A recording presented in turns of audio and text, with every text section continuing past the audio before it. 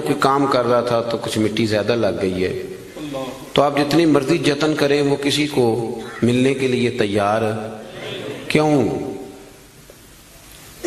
وہ اس لیے کہ وہ سمجھتا ہے جب تک صفائی نہ ہو بندہ اپنے آپ کو خود آسانی میں محسوس نہیں کرتا۔ میری بات کی سمجھ آ رہی ہے آپ حضرات کو؟ جس کا بٹن ٹوٹ جاتا ہے نا محفل میں، اس کی ساری توجہ محفل پہ نہیں ہوتی، اپنے بٹن پہ ہی ہوتی، حالانکہ کوئی بھی نہیں دیکھ رہا، کسی کو پتہ بھی نہیں، لیکن وہ بار بار غور کرتا ہے کہ یار ایک بٹن میرا کام ہے، کسی کی نظر پڑے گی تو کوئی کیا سوچے گا، اور گھر جا کے بھی وہ پریشان ہوتا ہے کہ تم نے یہ کیا میرے ساتھ سلوک کیا، آج مجھے وہ والی ویسٹ کوٹ دے دی جس کے 3 بٹن ہی کوئی نہیں تھے۔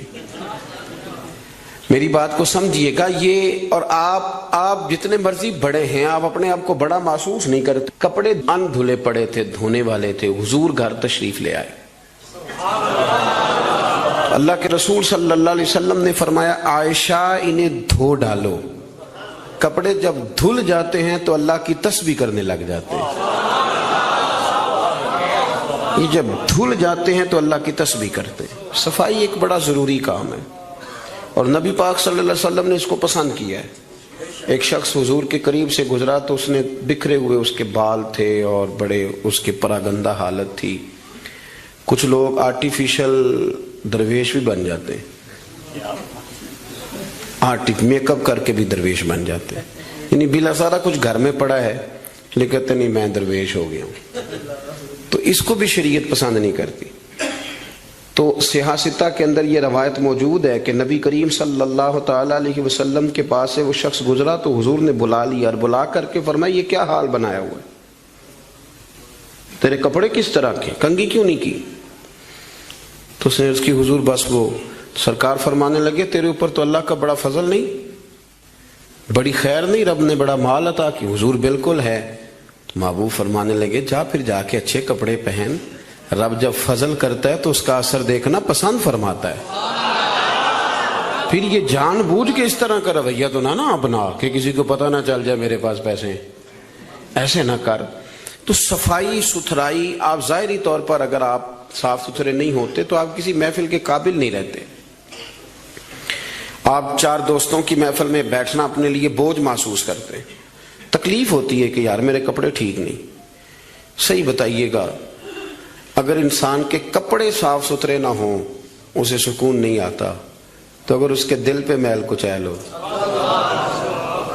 بہت سارے لوگ کہتے ہیں مجھے سکون نہیں، لیکن ہم ڈرتے ہیں نا، ہم ان کو بتا نہیں سکتے، ڈرتے ہیں۔ بے سکونی کی کچھ وجوہات ہوتی ہیں، کچھ سبب ہوتا ہے۔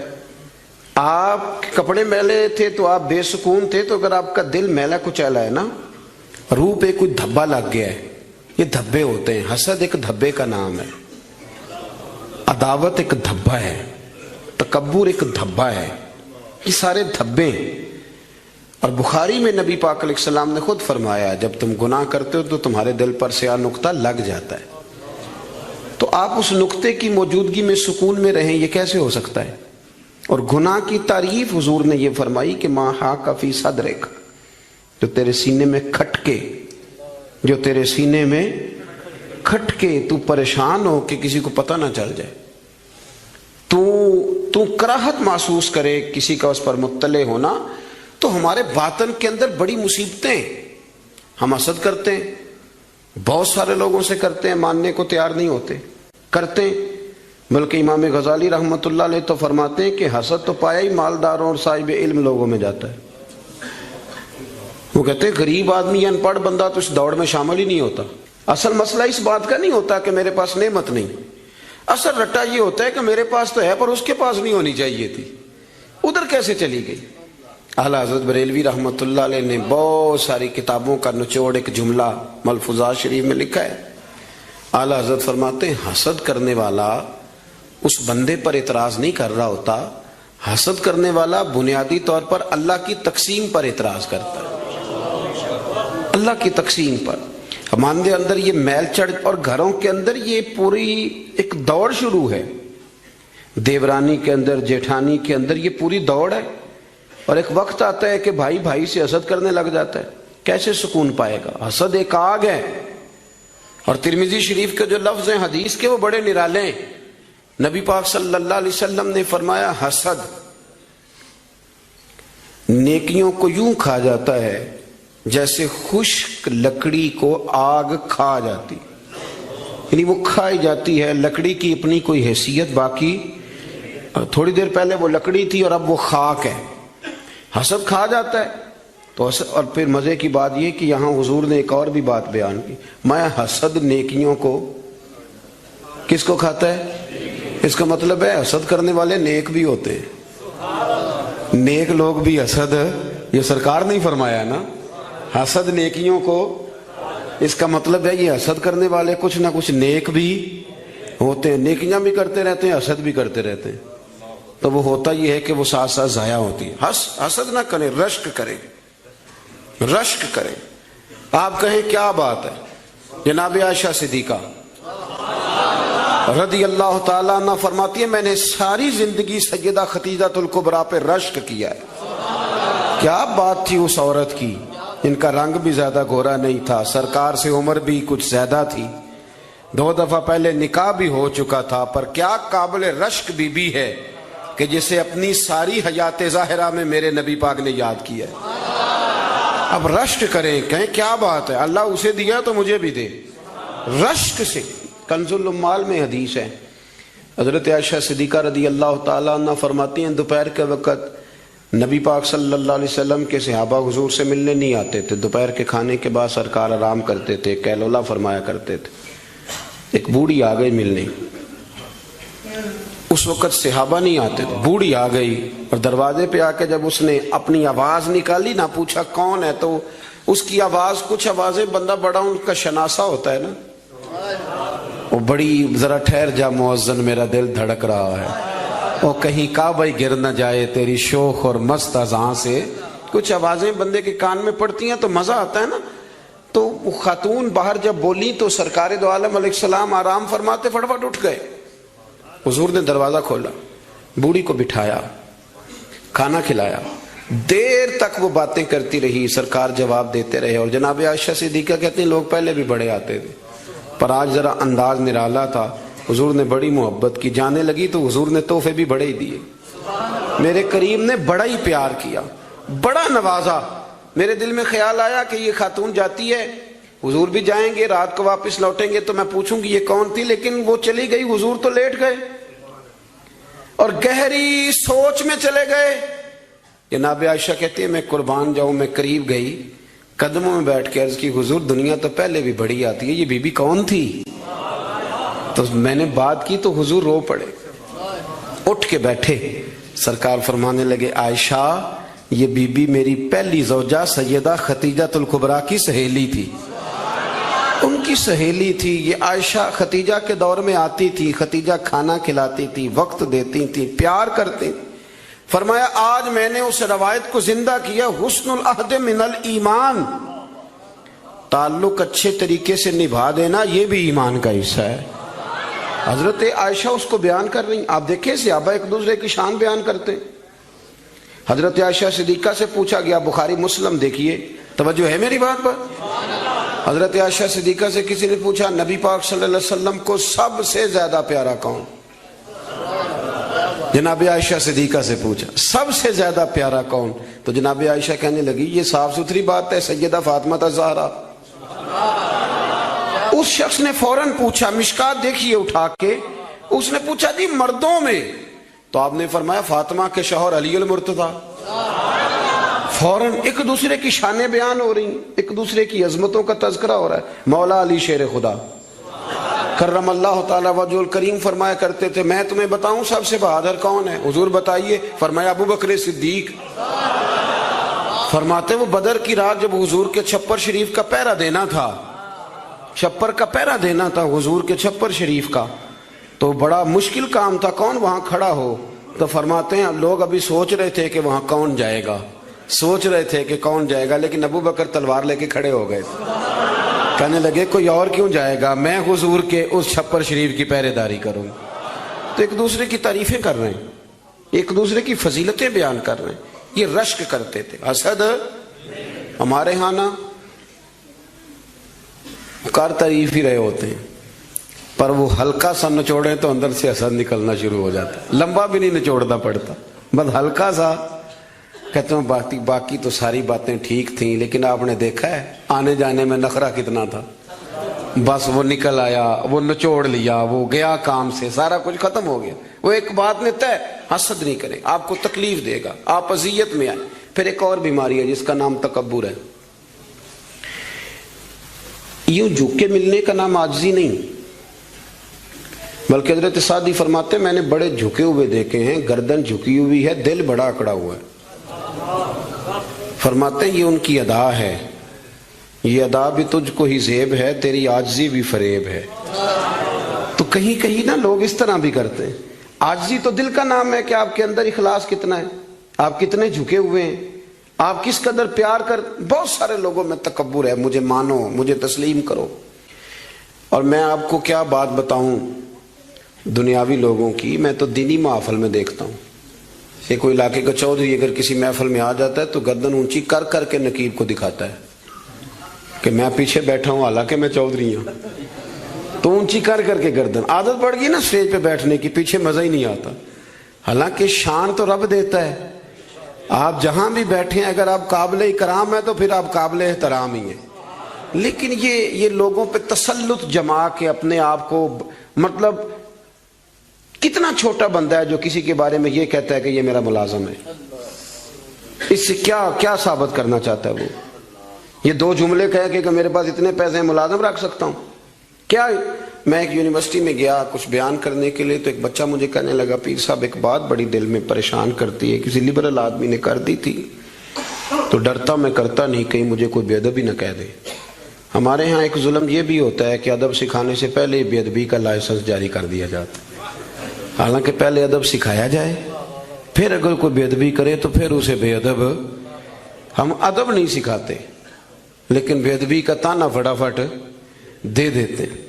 میں نے کہا جناب آپ پوچھیں، اگر مجھے جواب آتا ہوا تو میں بتا دوں گا، نہیں تو میں کسی سے پوچھ کے بتا دوں گا، آپ بتائیے.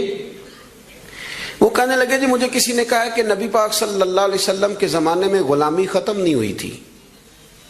اس زمانے میں غلام بکتے تھے اور اسی طرح بکتے تھے، خریدے جاتے تھے، تو ایک آرڈر فرما دیتے غلامی ختم ہو جاتی. اور میں نے کہا یار یہ تو کوئی بڑا سوال ہی نہیں ہے، آپ بلا وجہ ڈر رہے ہیں، یہ کوئی بڑا سوال ہے.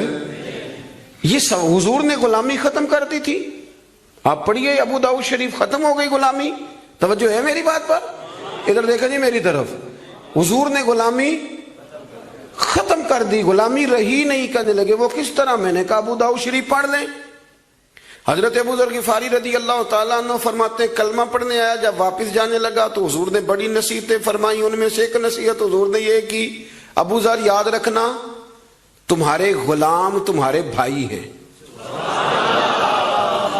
غلام تو وہ رہے نہیں، انہیں تو مدینے والے رسول نے بھائی بنا دیا ہے.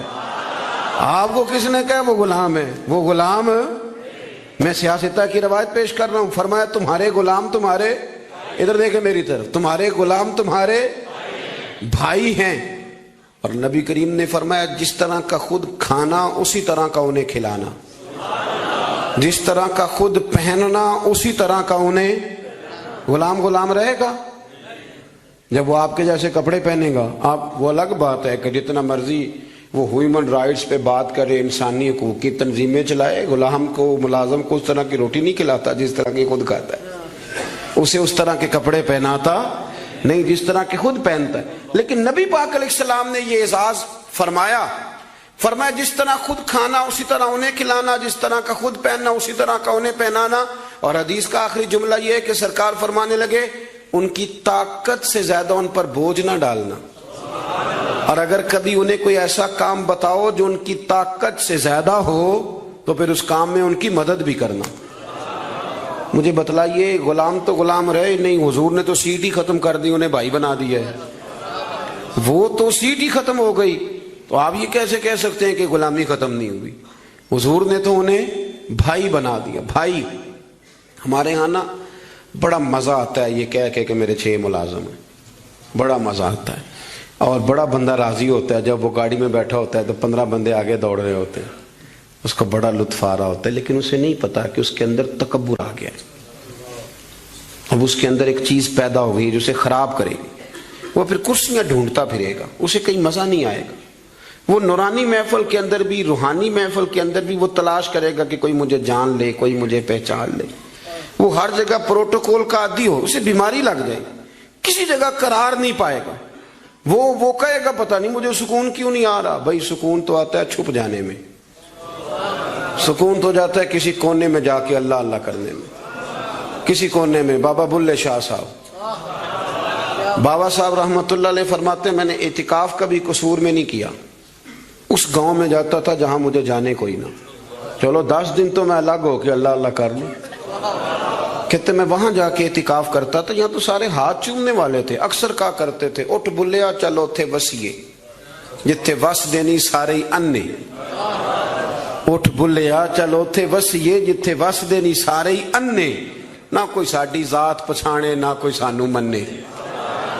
کبھی ایسی جگہ بھی تو جانا چاہیے نا۔ اور بڑے ناو سے میری طرح کے بندے بھی کہہ رہے ہوتے ہیں تو کونے تو آ کے میرا نام پوچھے ہو پہنچ جاؤ گے۔ وہ کبھی اپنے آپ سے پوچھ تو صحیح کہ یہ تو کہاں مبتلا ہو گیا، یہ شہرت، یہ شور شرابے، یہ آنا جانا۔ مزہ تو تب ہے کہ صبح قیامت آپ کو پردوں میں ڈال کے کہہ دیا جائے کہ جا تیری پردہ پوشی کی، تیرے عیب نہیں کھولے جائیں گے، بغیر حساب جنت میں چلا جا۔ یہاں یہ شور کرنا، اپنا آپ دکھانا، اپنا آپ بتانا، یہ تو علامت تکبر ہے۔ تھوڑا سا نیچے رہیں۔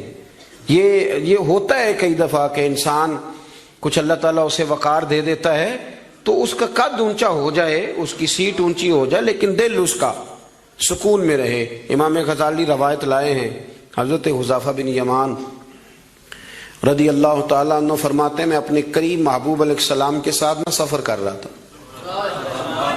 گرمی کا موسم تھا، سفر کرتے کرتے کرتے کرتے ہم ایک باغ کے قریب سے گزرے تو سامنے کنواں نظر آیا۔ حضور فرمانے لگے حذیفہ یار گرمی بڑی ہے، غسل نہ کر لیں؟ میں نے کہا حضور بڑی بات ہے، کر لیں۔ کہتے ہیں سرکار کنویں کے قریب گئے تو کپڑوں سمیت غسل کرنے لگے، پھر بھی مجھے فرمایا کہ ذرا چادر نہیں تان لیتے؟ میں ذرا پسند نہیں کرتا کہ یہ گرمیوں میں ہمارے بچے جس طرح کا لباس پہنتے، یہ تہذیب کے مطابق نہیں، تہذیب کسی اور چیز کا نام ہے۔ آپ ذرا کھلا لباس پہنیں اور آپ ذرا کچھ چیزوں کو چھپائیں، آپ مہذب لگیں گے، آپ مناسب لگیں گے۔ کالی بنیان پہن کے تو گلی میں نکل جانا، گلی میں کیا گھر میں بھی بیٹیاں ہوتی ہیں، بہنیں ہوتی ہیں، کیوں اس طرح کا لباس پہنتے ہیں جو غیر مناسب محسوس ہو؟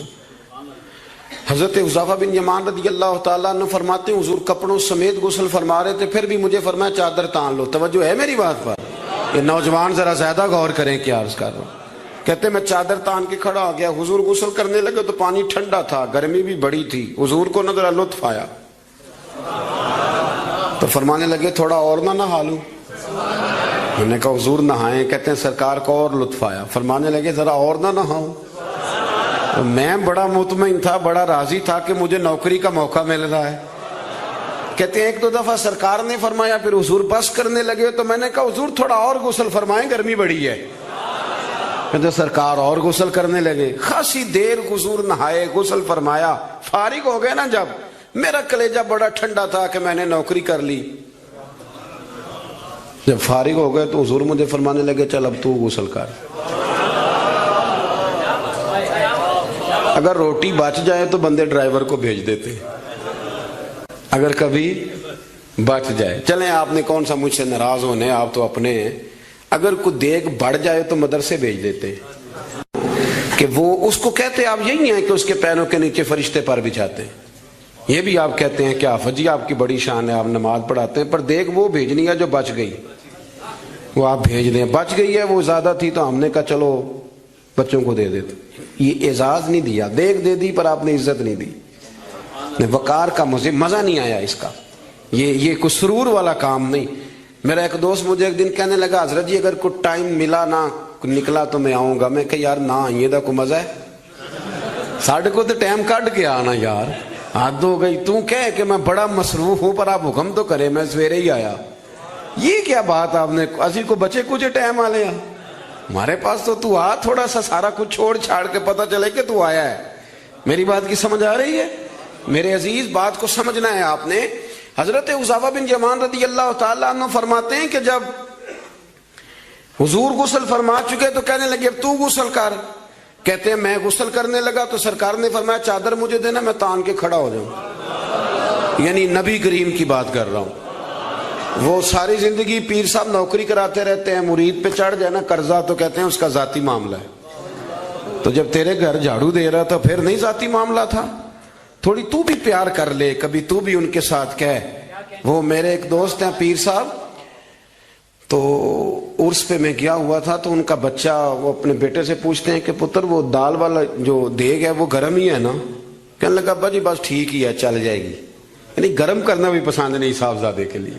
ابا جی چل جائے گی. تو پیر صاحب نے بڑا اچھا جملہ کہا, کہنے لگے پتر جب تو مریدوں کے گھر جاتا ہے تو تیرے ساتھ یہ سلوک کرتے ہیں, اس طرح تو نہ کر یار, کم از کم تیرا زور لگے گا ایک آرڈر ہی کرنا ہے ذرا گرم ہو جائے. پر ہم سمجھتے نہیں نا چیزوں کو, الا ماشاءاللہ اچھے لوگوں کی بات نہیں کرتا. میرے بھائی حضرت حذیفہ بن یمان رضی اللہ تعالیٰ عنہ فرماتے ہیں قربان جاؤں کریم رسول نے چادر تان لی, میرے لیے چادر تان لی, میرے لیے. تو امیر حرم میں فقیر بے نوا, تو کجا من کجا. یعنی میرے لیے چادر, میں گلیاں دا روڑا کوڑا تے میں نو محل چڑھایا ہے سانیاں. حضور نے چادر تان لی, کرنا غسل. اگر مجھے گرمی لگ رہی ہے تو تجھے بھی تو لگ رہی ہے نا. حضرت حذیفہ بن یمان کہتے ہیں میں نے کہا حضور میں بغیر چادر کے, فرمایا نا میں کھڑا رہوں گا, تو کر غسل. حضرت حذیفہ بن یمان کہتے ہیں تھوڑا سا غسل کر کے میں نے چھوڑ دیا. حضور فرمانے لگے نہیں اور نہا ذرا. کہتے ہیں میں نے عرض کی یا رسول اللہ صلی اللہ علیہ وسلم میں نہا لیا. فرمایا نہیں تھوڑا اور غسل کر. فرماتے میں نے اور غسل کیا. تھوڑی دیر کے بعد فارغ ہوا, میں نے کہا حضور مہربانی فرمائیں میں نہا چکا. تو فرمانے لگے نہ ہمیں اتنی دیر میں نے کیا ہے, تو بھی اتنی دیر غسل کا. حضرت حذیفہ بن یمان کہتے ہیں میں رو پڑا. میں نے کہا محبوبہ تیرے کرم پہ قربان جاؤں, اب بس کریں. حضور میں نہا چکا ہوں. تو حضور فرمانے لگے حذیفہ گھر سے کٹھے نکلے تھے نا, گرمی میں ایک جیسا سفر کیا ہے نا یار, تو غسل کر. مجھے اچھا لگا یار یہ کیا سٹیٹس ہم نے بنا لیا. ہم اپنوں کے بیچ بھی اسی طرح رہیں گے. ہم اپنوں کے بیچ جو ہمارے اپنے ہیں ہم ان سے بھی کبھی, میں مسجد میں بیٹھا ہوں باوضو, ابھی میں نے عشاء پڑھی ہے, کو دیانتداری سے بتاتا ہوں, میں بیمار ہو گیا تو بڑی میری ٹانگوں میں ٹائیفائڈ بخار تھا, تو بڑی سخت تکلیف میری ٹانگوں میں آئی, اذیت آئی, مجھے چلا نہیں جاتا تھا, چھڑی پکڑ کے میں چلتا تھا. میری اماں جی حیات تھیں, میں نے ان سے کہہ دیا کہ بڑی ٹانگوں میں درد ہے. تو میں سو گیا, میری آنکھ کھلی تو میری ماں میری ٹانگیں دبا رہی تھی. میری ماں میری ٹانگ, اور میری جیسے آنکھ کھلی تو میں نے جھٹ سے اپنی ٹانگوں کو سمیٹا. میں نے کہا اماں جی آپ یہ کیا کر رہی ہیں؟ تو میری اماں جی نے کیا, وہ بیمار رہتی تھی, شوگر تھی, کہنے لگی پتر تو نہیں میری روز دباندہ. آپ بات کو سمجھے نا. وہ وقت گزر گیا, وہ انتقال کر گئی, 8-9 سال بیت گئے, پر وہ کبھی اس وقت کو یاد کرتا ہوں تو دل ٹھنڈا ہو جاتا. ہمارا تو سٹیٹس اتنا خوفناک ہو گیا کہ ہمارے اپنے ترستے رہتے ہیں کہ چلو 2 جملے پیار کے بول دے, 2 جملے, اور کسی کے لیے بھی نہیں یار, کسی کے لیے. سیدہ طیبہ طاہرہ حضرت عائشہ صدیقہ آپ فرماتے ہیں لوگوں ہم اس رسول کے ماننے والے ہیں جو جملوں کا بھی خیال کرتے تھے. کسی کی آج انداز تکلم کس طرح کا ہے, کوئی کس طرح, اس کا بھی حضور خیال کرتے. ایک دن مجھے گھر میں بیٹھے بیٹھے فرمانے لگے عائشہ جب تو راضی ہوتی ہے تب بھی مجھے پتہ چل جاتا ہے, اور جب تو ذرا تھوڑا سا دل میں کوئی بات رکھتی ہے تو پتہ مجھے پھر بھی چل جاتا ہے. تو جناب عائشہ کہتے ہیں میں نے فٹافٹ عرض کی حضور مجھے میری ماں روئے. میں اور آپ کے فرمایا چپ کر, ذرا سن تو لے, پہلے ذرا سن تو صحیح نا, ذرا سن یا رسول اللہ حکم کریں.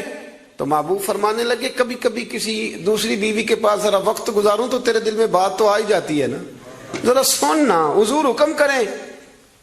تو محبوب فرمانے لگے جب تو راضی ہوتی ہے نا تیرا طریقہ ہے کبھی کبھی قسم اٹھاتی ہے. جب تو ہوتی ہے نا مجھ سے ناراض تو کہتی ہے مجھے ابراہیم کے رب کی قسم, مجھے حضرت ابراہیم علیہ السلام کے رب کی قسم. اور جب تو راضی ہوتی ہے تو فرماتی ہے مجھے محمد عربی کے رب کی قسم. میں سمجھ جاتا ہوں کہ آج کوئی بات. جناب عائشہ کہتی ہیں میں بڑا روئی.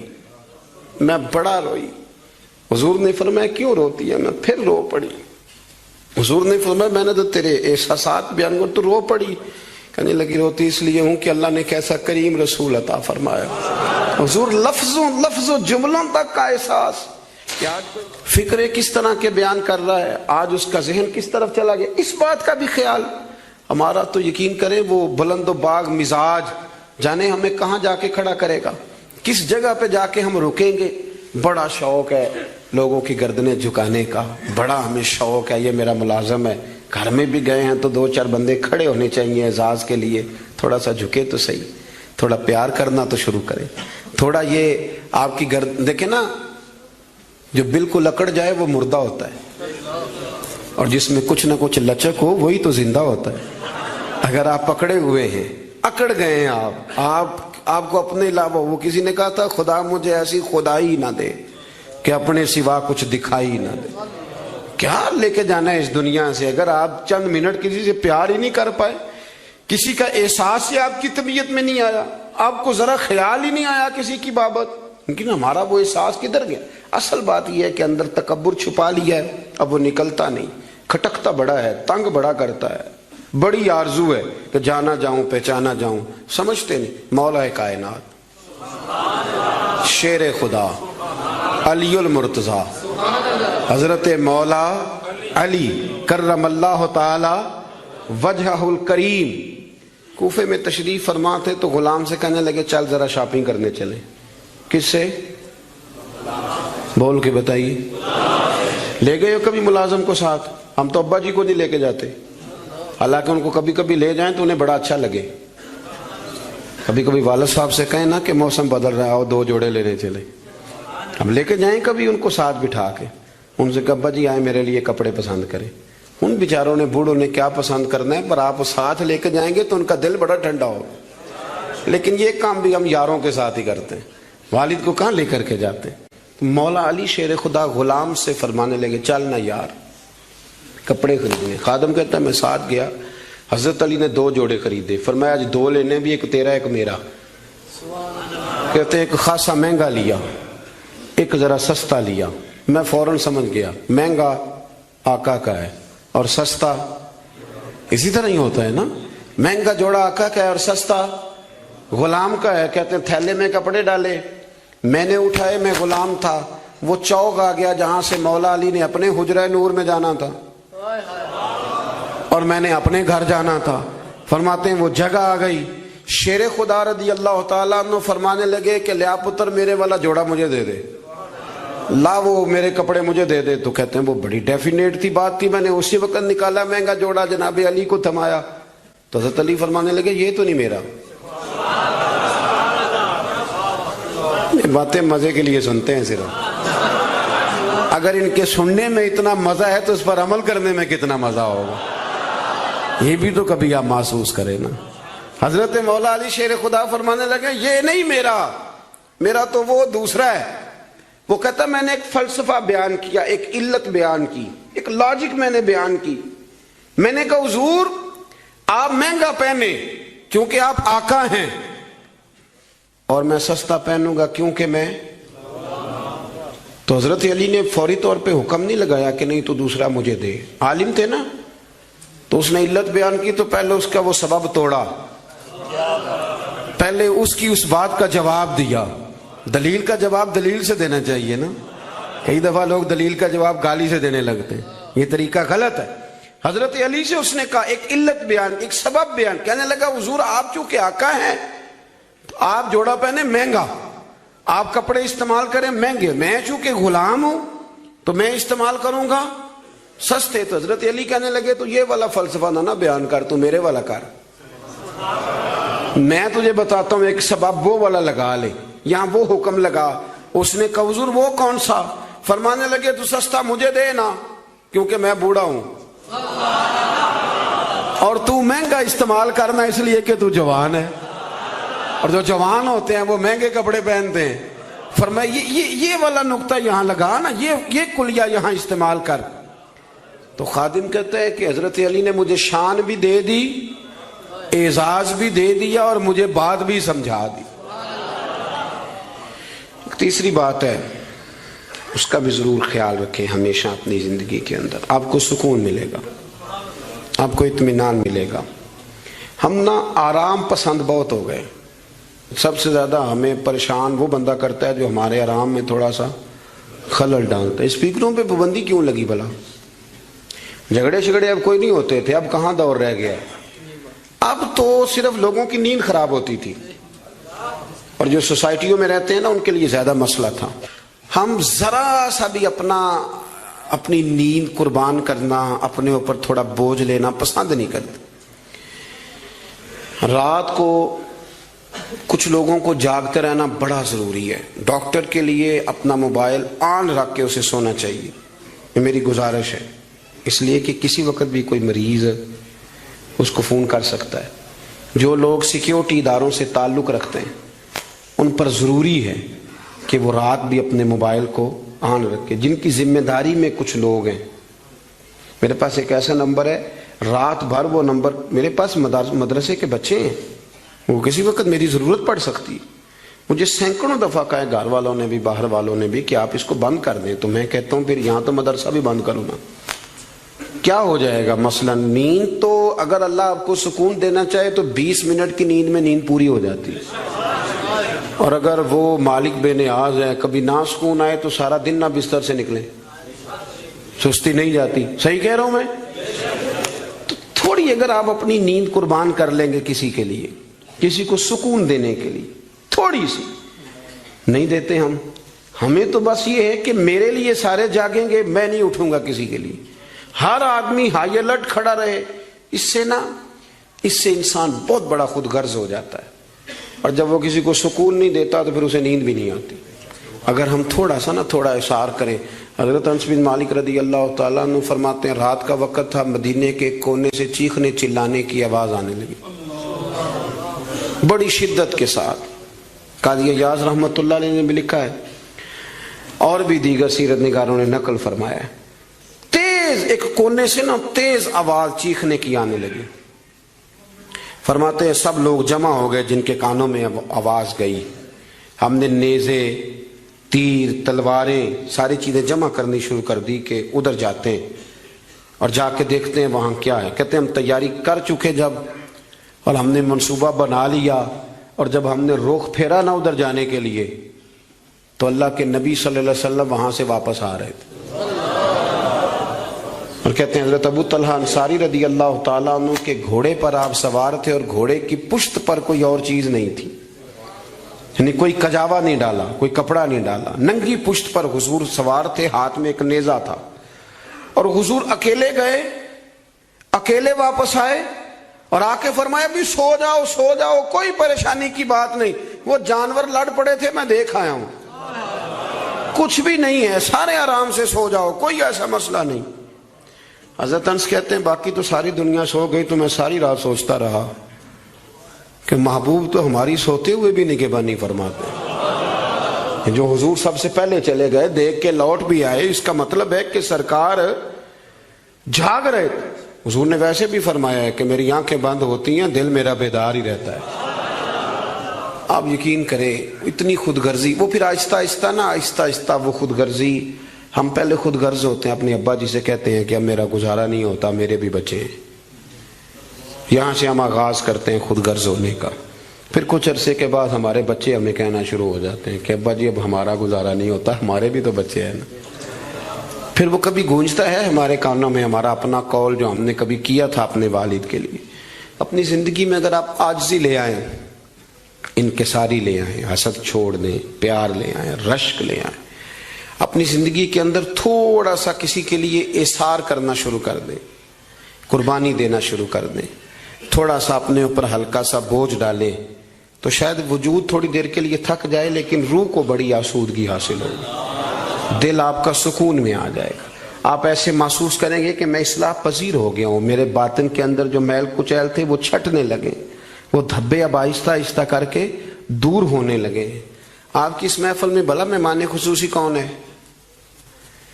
یہ بزرگ مشائخ تو آئے ہیں، ہماری سرپرستی کر رہے ہیں، لیکن اس محفل کا سب سے خاص بندہ وہ ہے جس نے محفل سے پہلے مسجد میں جھاڑو دیا، جس نے صفیں بچھائیں، جس نے اشتہار لگایا، جس نے جذبہ کا اظہار کیا.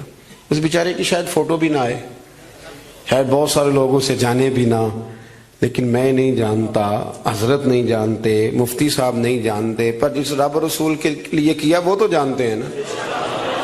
اچھا وہ میں نے اس طرح کے کارکنوں کو اکثر دیکھا ہے کہ وہ دور کھڑے مسکرا رہے ہوتے ہیں محفل کو دیکھ دیکھ کے, میرا جلسہ بڑا کامیاب ہو گیا, دیکھو جی میری محفل. ان کو جو آسودگی حاصل ہوتی ہے نا دوسروں کو صفحے بچھا کے دینے میں, اعزاز دینے میں, محنت کرنے میں, شہرت تو کسی اور کی ہوئی, پوسٹر پہ نام تو میرا لگا, فوٹو تو میری لگی, اس بندے نے کیا کمایا؟ اس نے اپنے دل کا سکون حاصل کیا, اس نے راحت کمائی, وہ ٹھنڈا ہوا, اسے اللہ تبارک و تعالیٰ نے سکون کی دولت دی. وہ رات کو جب سوئے گا تو کہے گا میں نے کمال نہیں کر دی, حالانکہ کسی کو کوئی پتہ نہیں. اس کی وہ جو ساری باتیں ہو رہی ہیں وہ رب رسول کے ساتھ ہو رہی ہیں, اللہ نبی. یہ والا سکون تلاش کریں, پھر آپ دیکھیں کتنی جلدی اللہ تعالیٰ آپ کے دل کو سکون دیتا ہے. یہ زیادہ دور نہیں ہے, یہ بہت مشکل کام نہیں ہے, کچھ چلے مجاہدے کرنے والا کام نہیں, یہ تھوڑا سا دل کی نگرانی کرنے والا کام.